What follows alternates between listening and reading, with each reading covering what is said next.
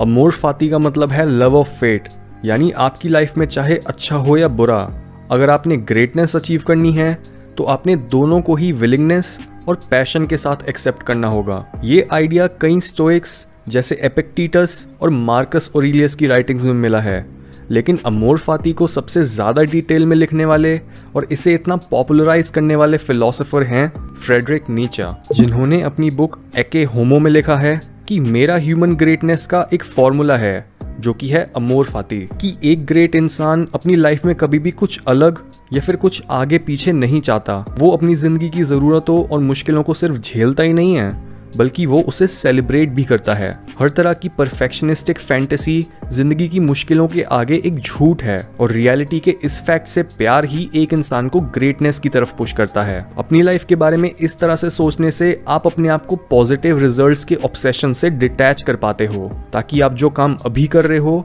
उस पर फोकस कर सको और फ्यूचर से रिलेटेड एंजाइटी को कम कर सको, क्योंकि हमारी सारी एंजाइटी डिजायर्स और फियर्स के अराउंड रिवॉल्व करती है। हम डिज़ायर करते हैं कि हमें फ्यूचर में कुछ पॉजिटिव रिजल्ट मिले, और हम ये फियर करते हैं कि अगर हम जिस चीज़ को डिज़ायर कर रहे हैं वो हमें नहीं मिली तो क्या होगा। जिस भी चीज़ को हम पकड़ के बैठे होते हैं वो हमें ज़िंदगी को खुलकर जीने और हर मोमेंट में फुली इन्वॉल्व होने से रोकती है, जिससे हम वो नहीं कर पाते जो एक्चुअल में मैटर करता है। नीचा ने अपनी बुक द गे साइंस में लिखा है कि मैं ज़्यादा से ज़्यादा नॉलेज गेन करना चाहता हूँ ताकि मैं हर चीज़ के सबसे सुंदर हिस्सों को जान सकूँ और इस समझ के साथ एक ऐसा इंसान बन सकूं जो सुंदर चीज़ों को बनाता है। और तभी मैं अपनी किस्मत से प्यार करता हूं। मैं किसी को बुरा नहीं बोलना चाहता और ना ही मैं उन लोगों को बुरा बोलना चाहता हूं जो दूसरों को बुरा बोलते हैं। अपने काम से काम रखना और अपनी ज़िंदगी को हाँ बोलना, यही मेरा गोल है। हाउएवर अपनी ज़िंदगी में ज़्यादातर टाइम हम इसका बिल्कुल ऑपोजिट करते हैं। हम नेगेटिव आउटकम से लड़ने की कोशिश करते हैं या फिर उनकी यूटिलिटी को रिजेक्ट कर देते हैं। यानी एक सेंस में हम लाइफ के फ्लो को पूरी तरह से एक्सेप्ट ही नहीं करते।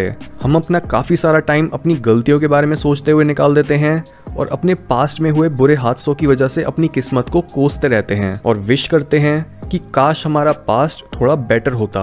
अपनी खुद की प्रॉब्लम से भागने के लिए हम अपना फोकस दुनिया की प्रॉब्लम्स पर ले आते हैं कि पॉलिटिक्स में क्या सही और गलत हो रहा है, इकोनॉमी में क्या गलतियाँ चल रही हैं, या फिर दुनिया में कौन से ग्रुप्स, पॉलिटिकल पार्टीज या रिलीजन लोगों को नुकसान पहुंचा रहे हैं। हाउएवर जस्ट बिकॉज ये तरीका अपनी खुद की प्रॉब्लम से डील करने का एक कोपिंग मैकेनिज्म है, हम में से ज़्यादातर लोग किसी बड़े कॉज के लिए लड़ने के बावजूद भी अपनी लाइफ में ग्रेटनेस तो क्या, सेटिस्फैक्शन तक नहीं हासिल कर पाते, क्योंकि वो कॉज हमारा नहीं होता। बट इसका मतलब ये नहीं है कि आपको अपने हाथ पे हाथ रख के बैठना चाहिए या अपनी ज़िंदगी पैसिवली जीनी चाहिए। नीचा की फिलॉसफी का कोर कॉन्सेप्ट है विल टू पावर, जो सीधा सीधा इस तरह की वीक मेंटालिटी को अपोज करता है। आपकी लाइफ में ऐसे बहुत सारे ओकेजन्स आएंगे जब आपको एक ऐसी फिलॉसफी की विजडम का सहारा लेना होगा जो आपकी हिम्मत को बढ़ाएगी। इवन नीचा की खुद की लाइफ भी इतनी ज़्यादा ट्रेजेडी से भरी थी। जिस औरत को वो प्यार करते थे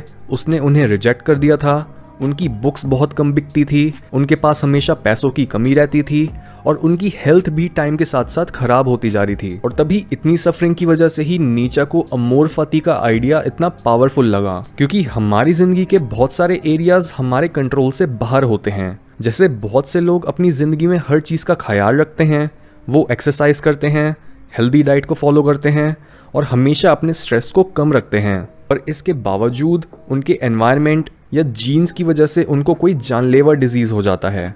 इसका मतलब आप चाहे कितना भी अपनी लाइफ को कंट्रोल करने की कोशिश कर लो, आपको ऐसी कई चीज़ें हमेशा मिलेंगी जिनको आप नहीं बदल सकते। इसलिए नीचा ने बोला है कि सिर्फ दर्द ही ह्यूमन स्पिरिट को आज़ाद कर सकता है। मुझे शक है कि दर्द हमें बेहतर बनाता है, पर मैं इतना जानता हूँ कि दर्द हमें इंसान बनाता है। यहाँ पर नीचा अपने इस कोट के साथ सफरिंग को एक अच्छी चीज़ बताकर नहीं प्रमोट कर रहे, बल्कि वो सफरिंग को एक ऐसी चीज़ मानते हैं जो अच्छाई को जन्म देती है। ये इंसाइट हमें नीचा के हायर मैन के कॉन्सेप्ट से मिलती है।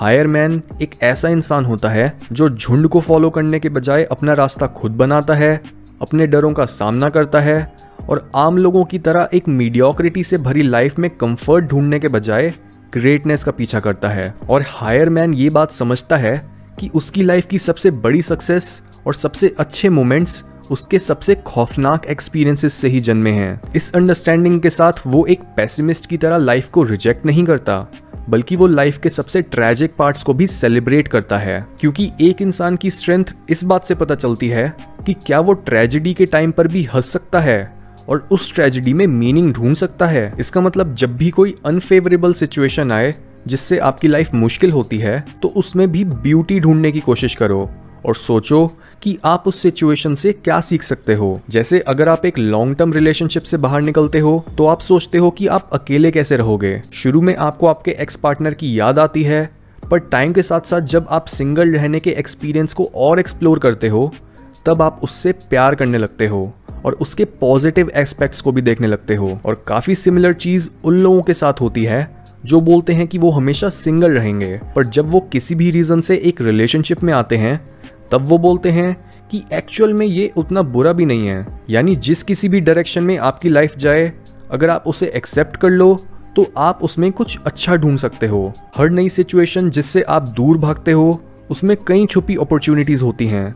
इसलिए लाइफ को पूरी इन्वॉल्वमेंट के साथ जियो। जो काम ज़रूरी है उसे पूरा करो और फिर जो भी रिजल्ट मिले उसे एक्सेप्ट करके लाइफ को एक स्माइल के साथ वेलकम करो।